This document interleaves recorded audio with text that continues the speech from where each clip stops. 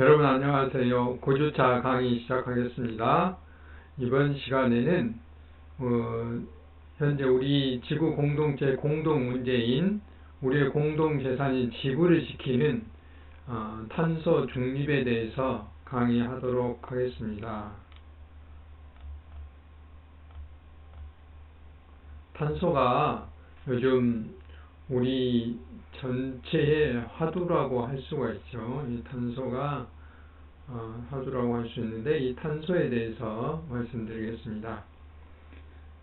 지난 시간에 글쓰기에 대해서 말씀을 드렸고, 그 앞에 이제 기후변화에 대해서 말씀드렸는데, 기후변화를 해결하는 이제 직접적인 어떤 원인과 또 해결 방안이 탄소라고 할 수 있습니다. 그래서 탄소의 이중 얼굴과 현재 코로나19 팬데믹 이후에 기후변화 위기가 좀 더 이제 활발하게 논의되고 있는데, 이런 문제, 그 다음 탄소 중립이 어떤 것인지, 탄소 중립을 실천하기 위한 세계적인 동향, 탄소 중립의 우리나라의 실천 방안, 이런 것에 대해서 강의를 하도록 하겠습니다. 먼저 탄소는,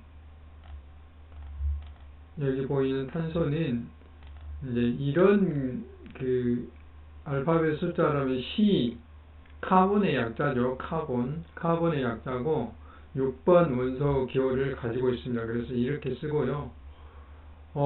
지금까지 몇 번 말했지만 지구를 살리는 게 바로 탄소입니다. 이제 뒤에서도 말씀드리겠지만 생태계 시간에 우리가 광합성이라는 것을 하는데, 물하고 이산화탄소를 태양에너지를 이용해서 결합을 하면 C6H12, 그 다음에 O6 이렇게 해서 탄수화물이라는 물질을 만드는데, 여기에 C가 탄소라는 말씀을 드렸습니다. 그래서 지구를 살리는데 결정적인 역할을 하고 지구가 태어나는데도 결정적인 역할을 했지만, 현재는 그 탄소의 균형이 깨짐으로써 지구를 죽이는 그런 문제로 발전되고 있습니다. 그래서 인류가 잘 살기 위해서 여러 가지 것들을 개발해서 플라스틱이라든지 또는 석유라든지, 석유로 인한 여러 가지 아스팔트나 이런 제품들을 만들었죠.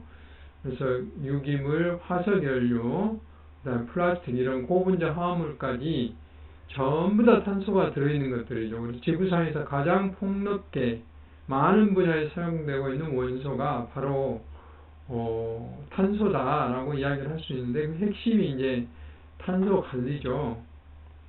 그래서 이제 탄소하고 산소가 결합한 것을 우리 이산화탄소라고 그러는데, 특히 이제 요즘 문제를 삼는 게 이산화탄소지 않습니까? 그래서 이산화탄소는 그 생물과 대기 사이에 순환하는데, 우리 대기층의 전체적 공기의 0.03%밖에 없다고 그랬죠.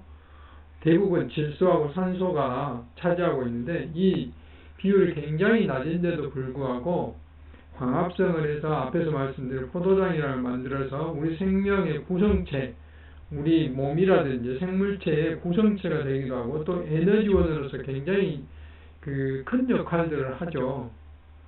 그래서 생물 중에 일부는 이제 화석연료로 변신된다 하는 말은 사하라 사막이나 이런 사막지대, 중동지방에 석유가 많이 나는데, 옛날에 거기가 이제 비옥한 숲이었다고 그러죠. 그 숲에 있는 나무들이 땅 속에 들어가서 이제 수억 년 동안 이렇게 있다가 보니까 이것들이 이제 석탄이라든지 석유라든지 가스라든지 이런 화석연료로 이제 변신된 거죠. 그래서 어차피 이렇게 탄소가 저장된 것이라고 생각하면 되겠습니다. 그래서 이것을 태울 때, 또 우리가 연소를 할 때, 자동차를 우리가 운행하는 것도 결국은 연소를 하는 거잖아요. 그러면은 이걸 다시 이제 탄화수소와 같은 이런 것들을 배출을 하게 되는데, 그게 바로 이제 탄소 배출이 되게 되는 것이죠. 근데 우리가 이제 공장을 많이 짓고 교통기관이 발달되다 보니까 이제 0.03% 훨씬 넘은 인위적으로 과잉 배출을 해서 탄소 균형이 무너져서 지구환경 전체가 이제 변화가 일어나고 있다 하는 것이 이 지금 현재의 논점이 되겠습니다. 이러므로써 이제 지구 온난화가 일어나고 있는 것이죠. 앞에서 말씀드린 이제 광합성 하는 모습이죠. 몇 번 설명을 했는데 생명의 에너지로 바꾸는 연관. 그러니까 이산화탄소로 있으면 이건 무기물일 뿐이죠. 그런데 이것이 유기물인 생명의 에너지로 바꾼다는 것은 포도당으로 만들어진다는 거예요. 이렇게 이산화탄소와 물이 결합해서 이 포도당이라는 걸 만들고 산소를 배출하죠. 그러니까 산소를 배출하기 때문에 우리가 숲에 가면 어떤 쾌적한 어떤 느낌을 받죠. 그래서 지구에서 생물이 살 수 있는 이산화탄소를 조절하는 능력이 나무가 하고 있고, 그래서 숲을 잘 가꾸는 것이 지구를 지속 가능하게 하는 해답이 될 수 있다는 것이죠. 지금 이제 우리 인류가 굉장히 큰 고민이 이제 그 브라질에 있는 아마존이 제가 앞에서도 잠깐 말씀드렸지만 아마존이 이제 계속 훼손되고 있죠. 여러 가지 그 농사를 짓는다든지 뭐 이런 것 때문에 훼손되고 있어서 이게 지금 전 지구의 문제죠. 지구의 허파라고 할 수 있는 아마존이 무너지고 있어서 앞에서 잠깐 말씀드렸지만 현재 이 그 남조류들은 지구가 45억 년 전에 탄생했는데 처음에는 산소가 없었다고 그랬죠.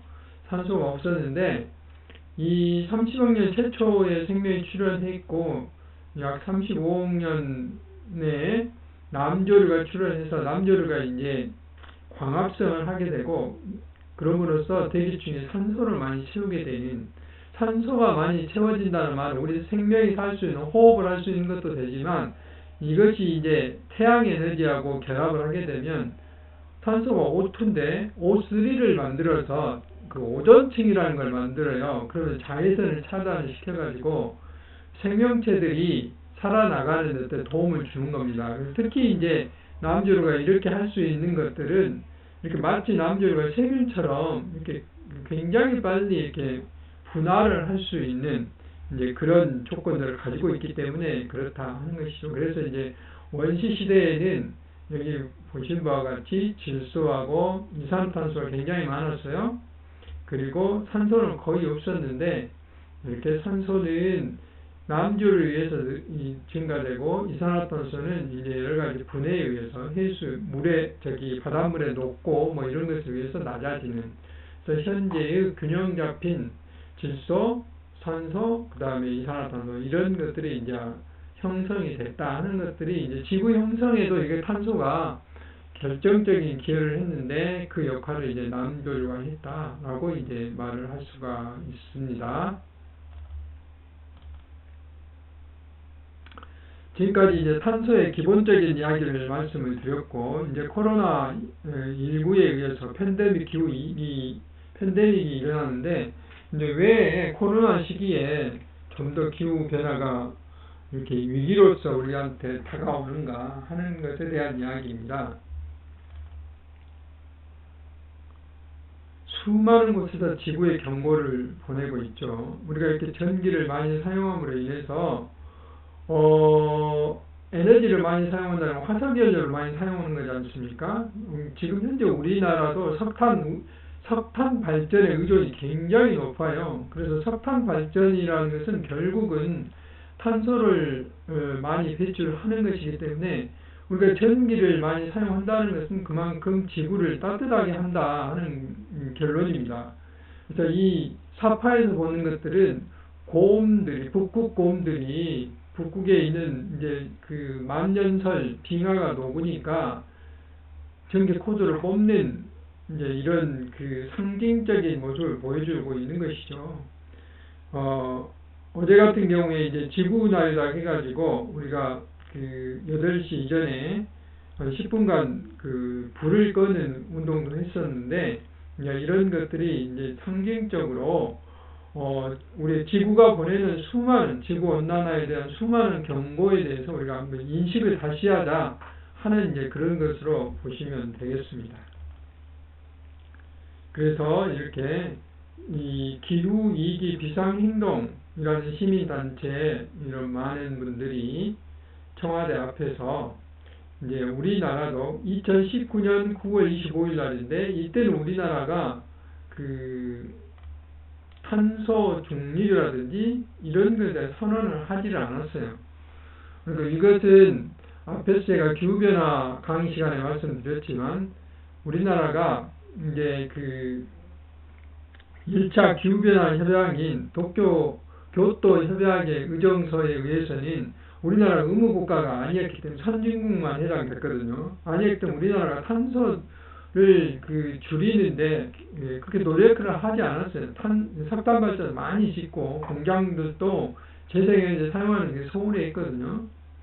근데 그래서 이제 2015년도에 파리 협약에서는 모든 나라가 참여하도록 이렇게 돼 있는데 우리나라가 그런 어떤 습관 때문에 계속 미적대고 안 하고 있으니까 많은 시민단체들이 2050년 2050 온실가스 제로 대응책 그러니까 탄소 중립 이 제로 계획을 수립하라고 이제 요구를 계속 하고 있는 거죠. 물론 작년 12월에 대통령께서 우리나라도 탄소 중립을 선언을 했죠. 아니 금년에 선언을 했고 작년 이제 12월에 이런 감축 계획이라든지 이런 것들을 발표를 했죠. 그래서 우리나라도 이제 선언을 했고 뒤에서 다시 한번 말씀드리겠지만 어제 세계 국가 기후 정상 회의라는 것을 화상을 했어요. 미국 바이든 대통령과 우리나라 대통령도 이제 연설을 하셨죠. 그러면서 이 탄소 중립 선언을 한 것을 좀 더 실천적으로 추진하겠다는 그런 말씀도 하셨는데 이제 이런 분위기들이 현재 추세고 또 이제 앞에서 말씀드린 지구 경보 중에 큰 것이 이제 지구촌 곳곳에서 이렇게 폭우라든지 홍수 자연재해가 일어나고 있고요. 그리고 이제 많은 학자들이 경고하기를 지구가 앞으로 2100년이 되면 여기 이런 북극에 있는 남극에 있는 얼음들이 녹아서 지구가 이제 지구가 아니라 수구, 물로 채워진 어떤 지구가 될 것이다. 이 말은 지구의 상당 부분이 이제 바다로 들어간다 그 말이죠. 앞에서도 말씀드렸지만 일본의 많은 곳들이 대리 그 다음에 홍콩, 우리나라 부산, 목포, 인천 이런 도시들이 물속으로 사라진다 이 말이죠. 침수가 된다 이 말입니다. 그래서 그게 이제 이 1도시를 중점으로 1도시에서 1.5도 이 사이에 이게 이제 결정적으로 중요해요. 그래서 1.5도까지를 유지해야만이 그나마 현재의 이런 기후변화 상태를 유지할 수 있지 넘게 되면 이렇게 이제 비가 많이 오기도 하지만 또 비가 적게 오기도 해요. 그래서 물 부족이 약 17억 명, 20억 명, 5도시가 되면 약 32억 명이 물을 이제 이용할 수 없게 되는 거고 해수면 상승으로서 여기 보면 300만 명의 홍수 위험, 그 다음에 4도시에서 5도시로 이렇게 증가하면 약 1,500만 명이 홍수 위험에 속한다. 그 다음에 지구상에 있는 대부분의 생물들이 멸종할 것이다. 결국은 사람도 죽게 된다는 것이죠. 그리고 그런 것들을 상징적으로 표현하는 것들이에요. 그래서 기후변화에 대한 이런 예측의 결과도 계속해서 경고를 하고 있죠. 그 다음에 앞에서 설명했지만 기후변화하고 이 바이러스하고도 상당히 관계가 있을 것이다 하는 이제 설명들이죠. 그래서 인류 문명의 발전됨으로 인해서 우리가 이제 계속해서 산을 깎고 또 노를 덮어서 개발을 하기 때문에 자연이 파괴되죠. 그럼 그만큼 탄소 흡수원들이 사라지게 되는 거잖아요. 이제 그러면서 동물들이 살 곳이 적어지니까 우리 사람들이 사는 생활 터전을 자꾸 오게 되는 거죠. 박쥐도 마찬가지고요. 그럼으로써 이제 인수 공통 전염병이 끊임없이 이게 발생하게 되는 것이고 현재와 같이 코로나19와 같은 대재앙을 우리가 받게 되는 것이죠. 기후변화와 무관하지 않고 그 원인과 무관하지 않습니다.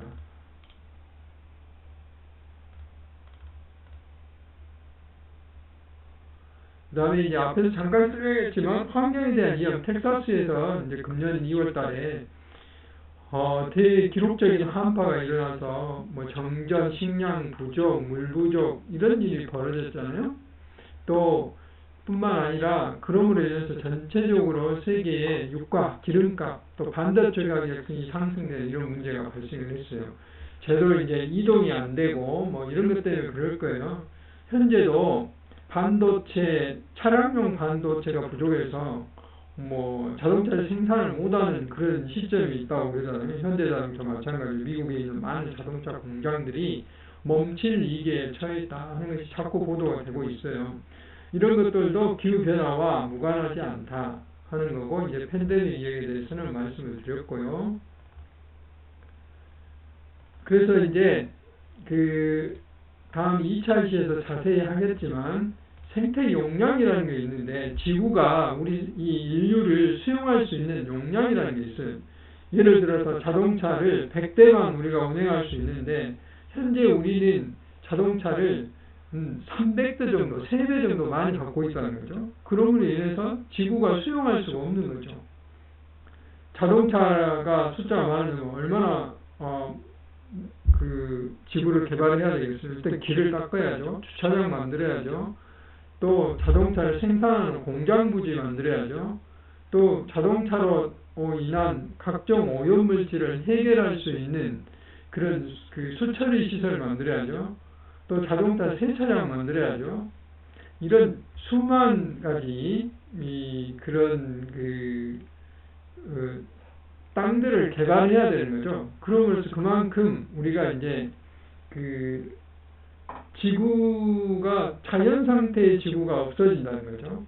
그래서 생태 발자국이라는 것은 우리가 이제 지구가 얼마만큼 필요한가 하는 것들을 말합니다. 그래서 2차 시대 좀 더 자세히 하겠습니다만은, 우리나라는 이 생태 용량이 매년 4월 16일, 2018년 기준으로 4월 달이면 우리나라는 이미 생태 용량을 초과한다 이 말이죠.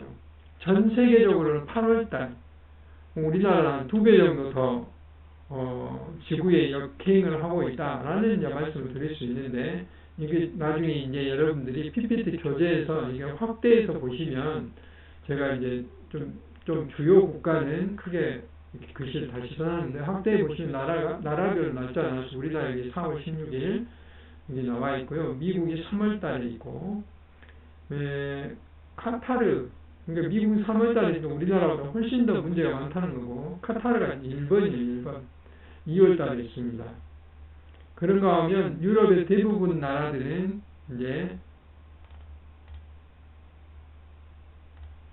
여기 독일, 일본, 영국, 이태리 이런 나라들은 이제 5월 달에 있고요. 좀 희한하게도 중국은 6월 달에 있는데, 베이징이나 이런 도시 외에 이제 개발이 안 된 곳이 많아서 그런 것 같아요. 중국은 6월 달에 있고, 쭉 보시고 12월 달, 그러니까 지구의 손상을 거의 일으키지 않는 그런 나라가 베트남, 자마이카 이런 이제 동남아나 아프리카 국가들인 것 같습니다. 그래서 이제 지구를 초과한 날에 대한 것을 상징적으로 우리가 이렇게 알 수가 있어요. 그만큼 이제 지구 용량이 부족하다는 거죠. 이것도 결국은 이제 탄소를 많이 배출하고 있다는 것을 상징적으로 보여주는 것이죠. 여기 보면은 요만큼 이제 그 탄소를 배출하는 공간들이 많고 탄소를 흡수하는 공간들이 여기 있다는 것이죠. 그래서 이것이 이제 지구의 용량인데, 우리나라는 4월 16일이면 이걸 다 써버렸다 이 말이죠. 여기 있는 것들.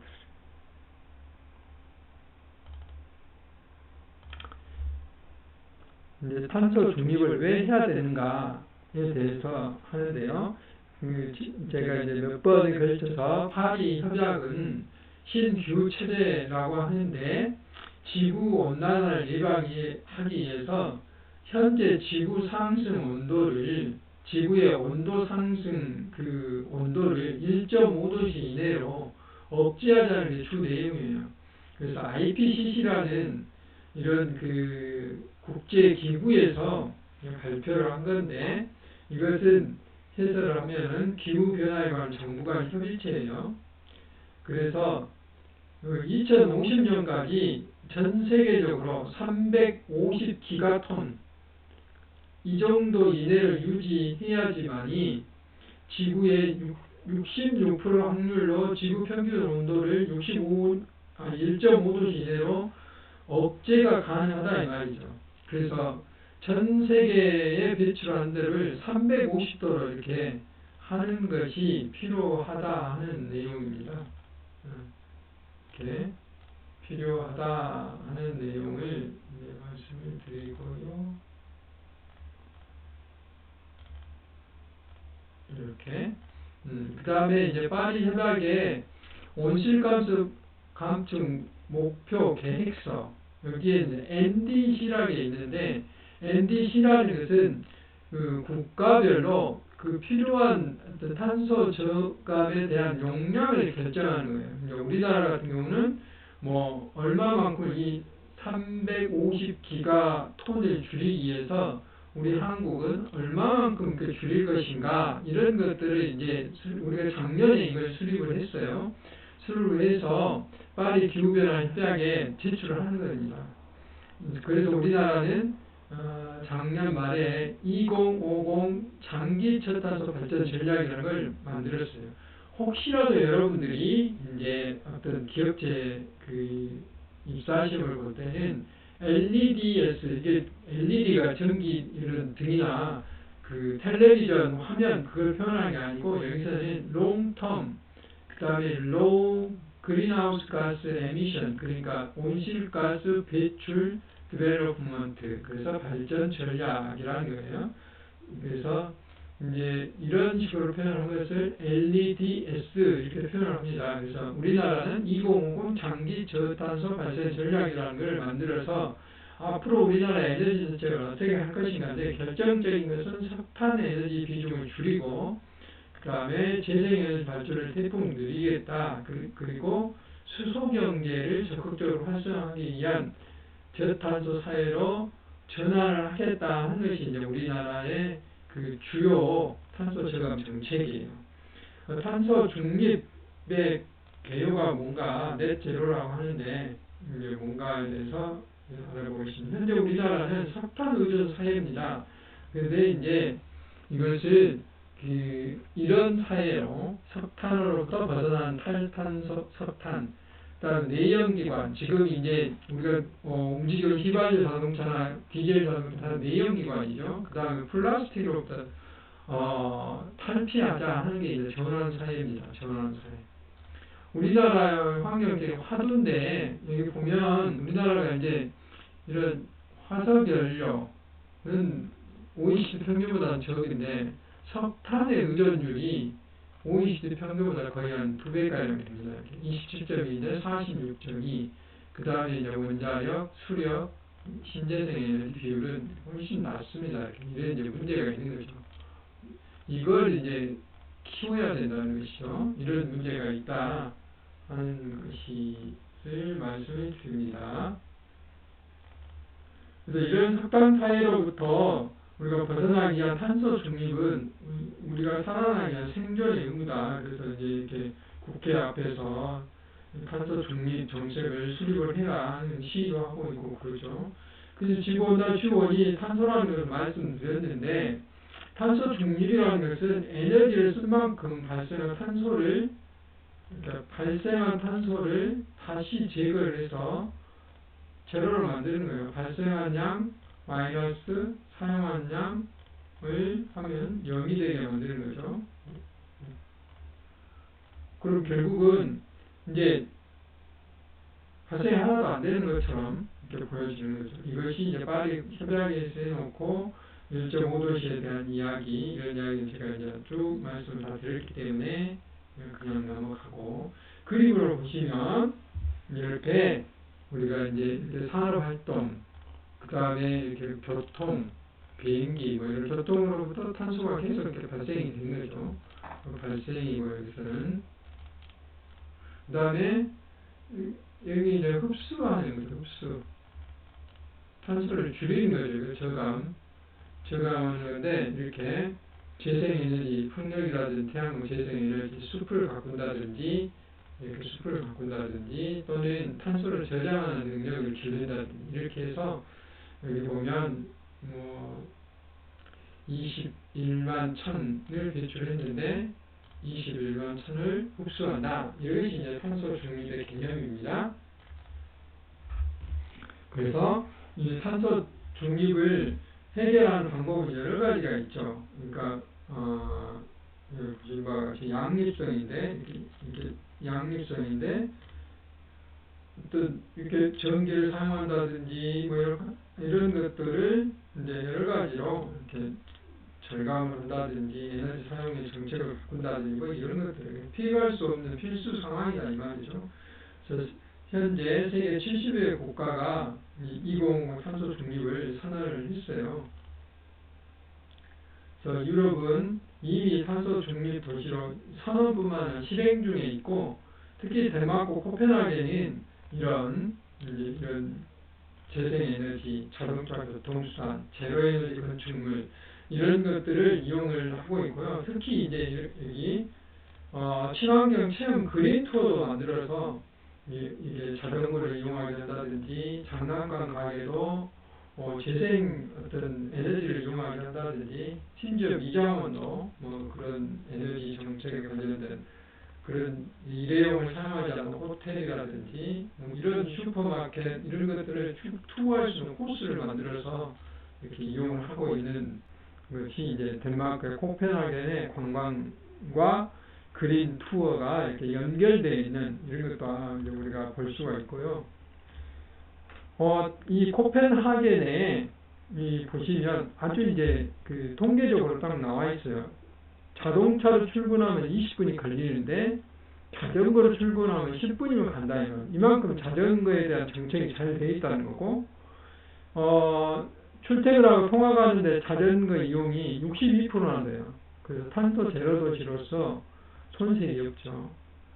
만약에 우리나라는 자동차 등록세가 비싸지 않는데 자동차 등록세를 150%로 높여가지고 자동차 사용 자체를 이제 살 수 있는 것을 좀 줄이게 하는 거예요. 그래서 38%의 이산화탄소를 줄이기 위해서 정부와 기업, 국민들이 합심해서 노력하고 있는데, 이 옆에 있는 그래프를 보면 놀라워요. 덴마크의 에너지 사용 추이 보면 에너지 총 소비는 8%로 줄었어요. 왜 그러겠어요? 여기 자동차 사용 억제하고 자전거 이용을 늘리니까 그러겠죠. 그 다음에 이렇게 이제 이산화탄소 배출량도 마이너스 38% 줄였죠. 물 소비량도 마이너스 40% 줄였죠. 그러니까 이런 그 건물 하나하나에 이렇게 녹색으로 만든다든지, 태양광을 사용하게 한다든지, 이런 녹색광을 만든다든지, 이런 것들을 꾸준히 함으로써 그래요. 그런데 에너지를 적게 사용하는데도 불구하고 국민 총 생산은 플러스 70%나 늘어났다면 이게 더 잘 살게 된단 말이죠.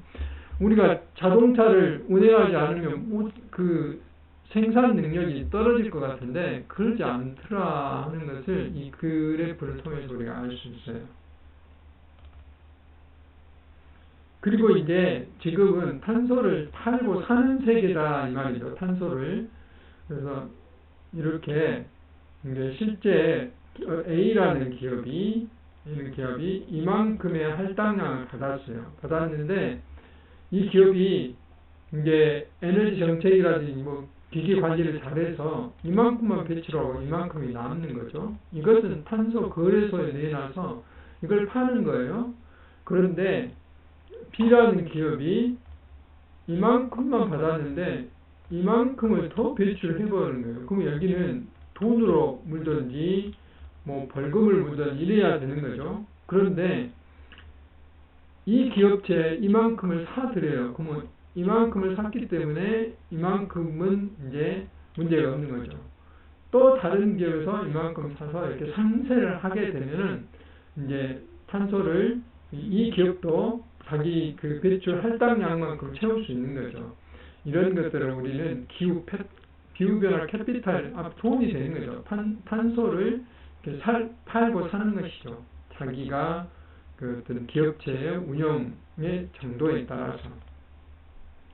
그리고 아까 제가 앞에 서두에 말씀드렸던 4월 23일 날 기후 정상회의를 화상으로 했는데 우리나라 문재인 대통령께서 NDC 강화라든지 탄소 중립 실천 의지를 재표명하는 연설을 하셨고, 이미 아까 말씀드렸지만 이제 2050 탄소 중립에 대한 대국민 선언을 했어요. 그래서 이렇게 영어로 줄인다는 했고, 10대가 경제 구조를 저탄소화하겠다. 그 다음에 생태계 조성도 어떤 저탄소 산업을 육성을 하겠다. 탄소 중립 사회로 공정 전환을 하겠다 하는 이제 그런 그 선언을 하셨고, 니100이라는 것이 있는데, 이거는 기업이 그 자기들이 사용하는 전력의 100%를 신재생 에너지로 사용하겠다 하는 것입니다. 그래서 우리가 잘 아는 구글, 애플, GM, 이케아 현재 1월달까지 284개 기업이 참여를 했어요. 우리나라는 아직 초기 단계인데 SK라든지 LG화학 몇 군데가 지금 이제 가입되어 있어요. 그래서 우리나라는 앞으로도 한참 더 노력을 해야 된다 하는 것이고요. 기업들이 굳이 이게 그 초창기에 돈이 많이 들어가는, 그리고 불편한 탄소 중립을 하게 된 이유는 바로 이제 이렇게 하지 않으면 기업이 살아남을 수 없기 때문에 그래요. 뭐 마이크로소프트 언제까지, 구글 언제까지 다, 심지어 2030년까지 한다고 되지 2050년이 아니라 이제 이런 그 것들도 있는데, 이런 것들을 기업체들이 본인들이 기업이 살아나기 위해서 그런 거죠. 결국 기후변화는 투자에 이제 이것이 금융 시스템과 관련되기 때문에 이런 것이다라고 이야기할 수 있어요. 국내 화학계 최초로는 LG화학이 했다고 앞에서 말씀드렸고, 그 다음에 이제 ESG에 대한 것이 있는데, 여러분 가끔 보면 ESG 경영이라는 게 나오면 이것도 이제 여러분 상식적으로 알아두세요. 이것은 환경, E가, 그 다음에 S가 소셜, 사회, 그 다음에 거버먼트는 원래 정부거든요. 여기는 지배구조. 거기 이제 뭐 사적으로 할 거냐 아니면 그 여러 가지 어떤 이사회나 이런 것들 잘 만들어서 할 거냐 뭐 이런 것들인데, 이렇게 이제 그 돈이 아닌 그 일반 이렇게 비재무제표라고 그러거든요. 이런 것들을 이렇게 환경보호, 사회공헌, 윤리경영 등 무형자산을 측정할 수 있는, 최근에 뭐 롯데라든지 여러 군데에서 이걸 하고 있는데, 이걸 하지 않으면 이제 기업체가 살아나갈 수 없어요. 사회적으로 약자를 보호한다든지 고용에 대한 신경을 쓰는 사회균형, 그 다음 친환경에 대한, 특히 기후변화 대비를 하지 않으면, 아까 그 리100 같은 거, R100 같은 것을 하지 않으면 기업체가 살아남을 수 없다는 거죠. 지배구조 같은 것도 마찬가지로 투명 경영 뭐 이런 것들이죠. 그래서 이제 많은 항공 부분에서 지금 전기 비행기를 만들어서 탄소를 배출하는 노력들을 꾸준히 하고 있고 현재 실행 단계에 있어요. 그 다음에 시멘트를 만드는데도 여기 보면 뭐 박테리아 같은 것을 포함시켜서 탄소를 적게 배출하는 그런 이제 시멘트 공장을 만들려는 노력들도 하고 있고, 또 수소 에너지를 많이 사용하고 있는데, 수소 에너지는 이렇게 그린 수소, 블루 수소, 그린 수소 이렇게 나누는데, 이제 가장 바람직한 이 그린 수소죠. 그러니까 현재 우리가 수소 그러면 전부 다 청정 에너지, 친환경 에너지를 생각하는데, 그 천연가스라든지 화석 연료를 사용해서 수소를 생산하는 경우가 꽤 있어요. 이런 경우 결국은 탄소를 많이 배출하는 것이기 때문에 이건 바람직하지 않고, 그 다음에 발생된 그 이산화탄소를 포집에 저장하기 때문에 이건 조금 더 나았고, 아예 탄소를 발생하지 않는 이런 방법이 가장 좋은 방법이다 이 말이죠. 그래서 여기 보시면 이 녹색 물을 이렇게 분해해서 수소를 만드는 이런 방법이 가장 바람직한 방법이다 하는 것을 말씀드립니다. 현재 뭐 이게 드론으로 수소 드론이 이제 움직이고 있고 이런 게 때문에 앞으로 이제 수소 경제가 굉장히 중요하다는 것인데, 이것도 이제 역시 탄소 중립과 관계가 있고, 탄소 중립을 어떻게 줄 것인가 하는 탄소 상쇄, 임시방편, 영구 제거를 이런 방법이 있는데, 이거는 이제 교양 과목으로서 너무 상세히 들어가기 때문에 제목만 말씀드리고 그냥 넘어가겠습니다. 임시방편이 있는데 주로 이제 숲이 어떻게 이산화탄소를 저장할 것인가, 우리 땅속의 탄소를 어떻게 이제 저장할 것인가 그런 이야기고요. 가장 중요한 것은 연구 제거인데 CCCS, CCU, 뭐 CCSU, CCSU 이런 용어들이 많이 나와요. 이것들도 전문적인 용어였는데 지금은 이제 보통명사로 바뀌고 있기 때문에 여러분들 한 번쯤 알아둘 필요가 있습니다. C가 카본이고 탄소, 그 다음에 여기 두 번째 C는 캡처예요. 이걸 어떻게 이제 잡아내는가. 그 다음에 S는 스토리지, 저장하는 거고, 이 U는 유틸리티, 이용하는 거예요. 그러니까 이제 공기 중이나 물 속에 있는 이산화탄소를 그전에 그냥 배출했는데 이것을 잘 잡아내서 이것을 저장을 하고 또 이것을 이용을 하고, 이런 것들은 탄소를 결국 줄이는 거잖아요. 그런 것에 대한 몰입도가 지구온난화에 대한 지오 엔지니어링이라는 건데, 이 공기 중에 있는 그 지구온난화를 대처하기 위해서 이렇게 거울로 반사하든지 구름을 인공적으로 만들어서 반사하게 만든다든지 비행기로 방사한다든지 이런 것들이 있고, 또 탄소를 여기 이제 바다이죠, 오션, 바다 속에 이렇게 기존에 이 바다 속에 철을 넣어가지고 그 플랑크톤을 많이 만들어, 알지를 많이 만들어 플랑크톤을 만들어서 이 플랑크톤을 많이 광합성을 많이 있기 때문에 이게 탄소를 많이 저장하잖아요. 이것을 이제 바닷속으로 가라앉히는 그런 거. 그 다음에 CO2 이산화탄소를 이제 이 화석연료처럼 바닷속에 가둬놓는 거죠. 그 다음에 공기 중에 이산화탄소를 잡아서 이렇게 땅속에 가다 놓는 거. 뭐 이런 것들을 일반적으로 이제 지오 엔지니어링이라 한다. 탄소를 어떻게 하면 이제 이렇게 없앨 것인가 하는 건데, 이것도 탄소 저감에 굉장히 큰 거고, 우리나라의 이제 그린 뉴딜에 대해서는 다른 시간에 제가 말씀드렸기 때문에 생략하는데, 우리가 살고 있는 생활 에너지 쪽에 리모델링해서 에너지를 절감하는 거, 그 다음에 공장을 클린 팩토리로 만들어서 에너지를 아까 D200처럼 하고 폐기물 처리를 되도록이면 이제 안 하게 하는 재사용하는 거, 이런 걸 클린 팩토리라고 해요. 그 다음에 노경자를 친환경 자동차로 이렇게 전환하고 태양광, 풍력, 수력 이런 신재생 에너지를 육성하는 거, 이게 이제 그린 에너지, 그린 뉴딜이라고 하고, 그런 것들이 왜 그런가 하는, 앞에서 했던 정리한 게 탄소 중립을 왜 하는가, 어떻게 해서 능동적으로 적응할 것인가, 그 다음 우리나라의 3+1의 전략에 대한 거, 그 다음 3+1 전략에 대한 것에 대한 설명인데, 이것은 여러분들이 우리나라 국가 정책이기 때문에 한번 읽어보시기 바랍니다. 네, 수고 많으셨습니다. 시간이 좀 많이 들어서 미안합니다. 네, 이상입니다.